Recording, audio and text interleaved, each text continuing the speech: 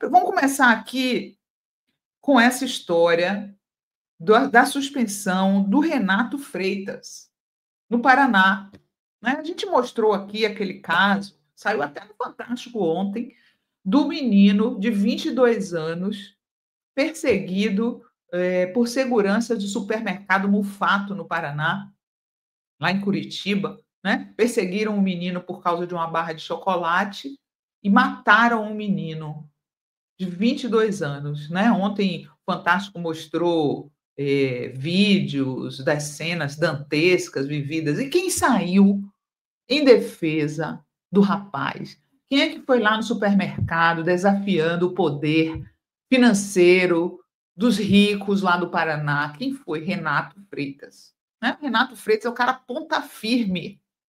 A periferia pode contar com o Renato. As vítimas de racismo podem contar com o Renato.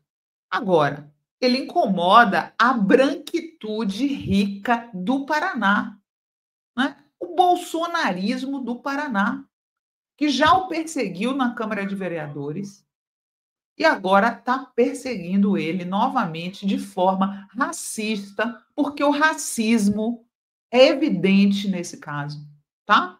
Não vou falar que é perseguição política. Claro que se ele fosse um negro sabujo do bolsonarismo, como o senhor Hélio Lopes, aqui na Câmara dos Deputados, ele não estava sofrendo essa perseguição.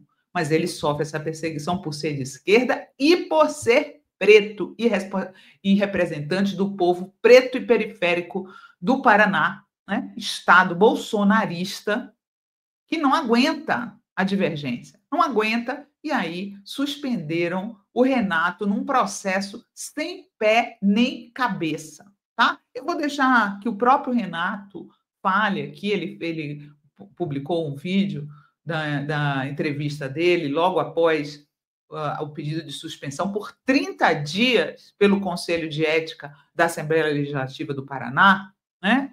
Nossa, que nojo dos deputados que fizeram isso. Vocês são a vergonha do Brasil, tá? Não tem vergonha de serem racistas, que é isso que vocês são. Coloca aí, por favor, Gui, o vídeo do Renato. Por 4 votos a 1, o Conselho de Ética definiu a aprovação da relatoria da deputada Marcia Sulac, que prevê uma punição ao senhor, 30 dias, né, de afastamento. Como é que o senhor recebe essa decisão? Primeiro, ela expressa um anseio, uma sanha punitivista, persecutória por conta da minha atuação como parlamentar de oposição aqui.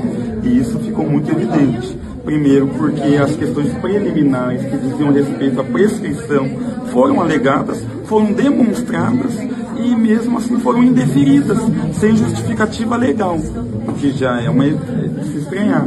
Segundo, no que diz respeito ao conteúdo, ao mérito da questão, eu estava sendo julgado por, em tese, ter facilitado, instigado a chamada invasão dos professores na Assembleia.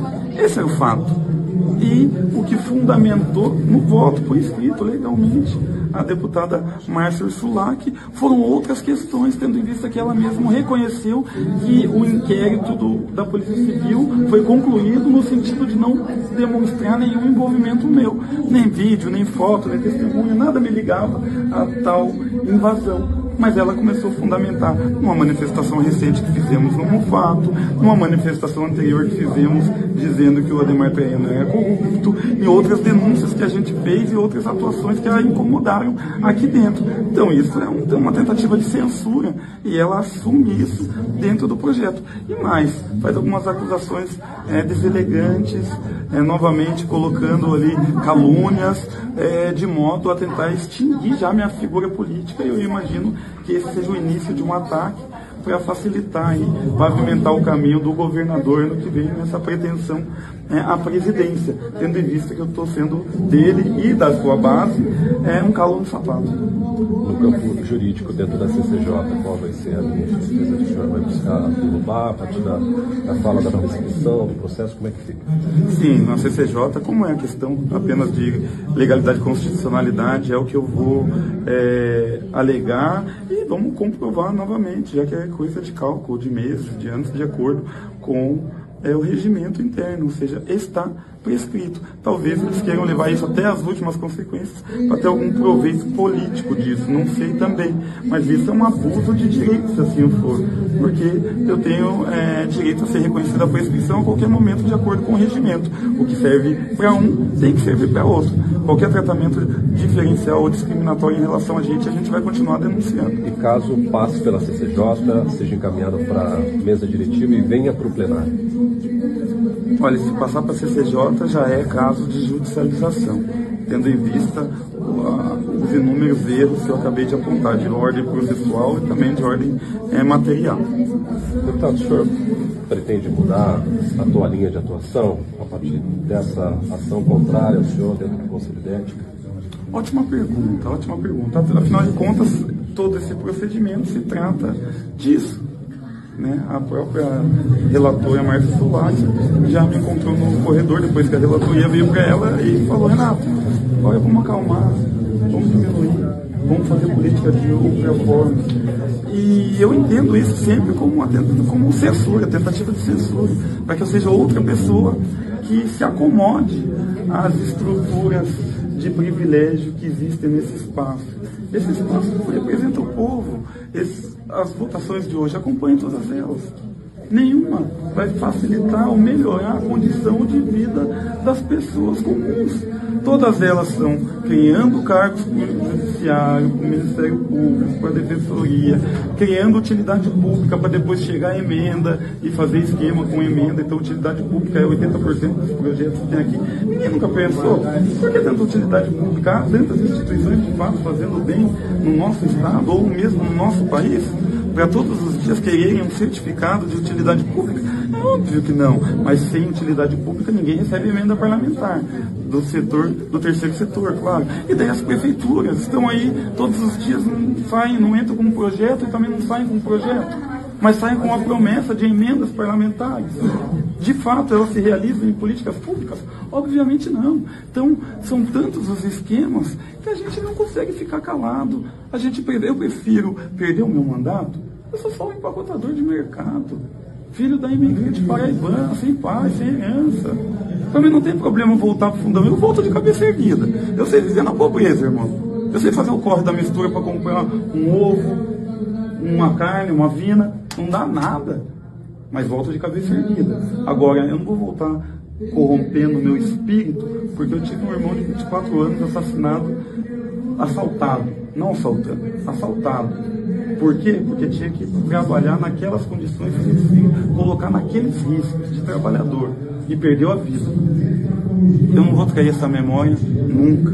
Então, por isso, eu não vou mudar a minha forma de atuação. Para concluir, deputado, qual é o tamanho do teu fôlego diante de tantas representações? Porque com relação à manifestação dentro do mercado bufado, já tem outras duas, pelo menos. Uma do deputado Tito Barrichello, 5 me corrigem aqui, mas aqui eu tenho conhecimento do Tito Barrichello e também do vereador pelo Partido Novo, Guilherme Kisler.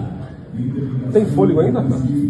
Olha, quando eu adentrei a instituição a partir da Câmara de Vereadores, eu recebi no primeiro trimestre 2 pedidos de cassação, que tinham o mesmo teor. Eles diziam que eu tinha agido de forma indecorosa por chamar de charlatão os pastores evangélicos que prescreviam abertamente, publicamente, ivermectina como medicação suficiente para o combate ao coronavírus. E também diziam que eu fui um vândalo, pichador, na manifestação que eu fiz no Carrefour, por conta da morte do Beto Freitas, lá no Carrefour de Porto Alegre. Olha, essas duas circunstâncias eram porque em favor da vida, porque a ivermectina matou muita gente, infelizmente. O não saber da importância da vacina matou muita gente. O Carrefour tinha naquele momento matado uma pessoa.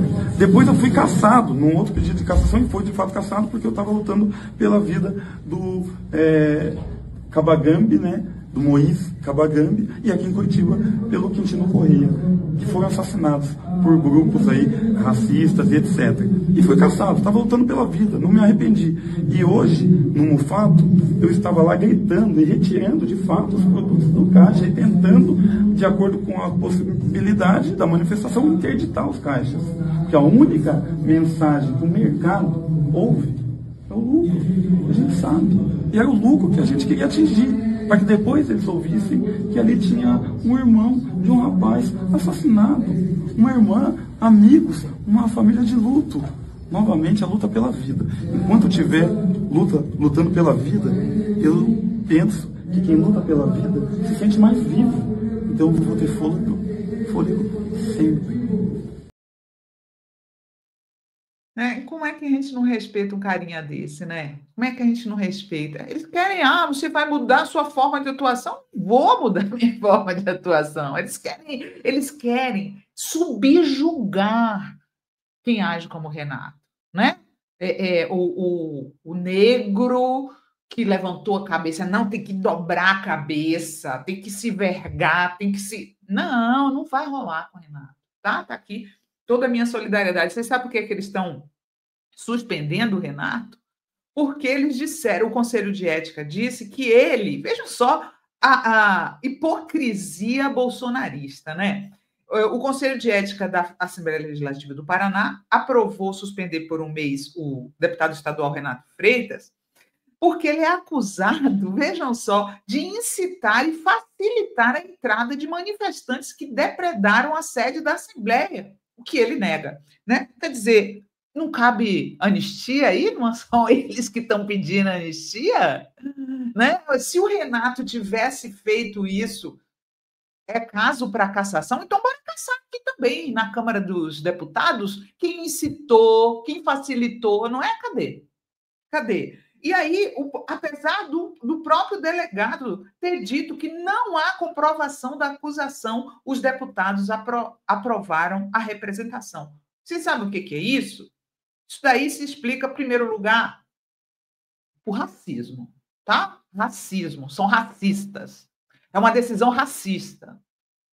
Em segundo lugar, por classismo, preconceito de classe, tá? Porque também eles não aguentam ver o Renato esfregar na cara privilegiada deles algumas verdades. Então vão sempre perseguir o Renato por conta disso. Vamos ver quem é que vai.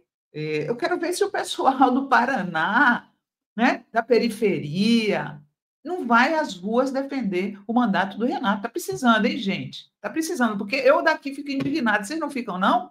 Agora ele está sendo processado também por ter ido ao supermercado Mufato fazer uma manifestação contra o assassinato de um menino de 22 anos acusado de furtar um chocolate. Vocês estão do lado de quem aí? Estão do lado dos caras que mataram o menino, do dono do supermercado, dos donos do dinheiro no Paraná? É desse lado que vocês estão? Coisa horrível, viu? Sinceramente.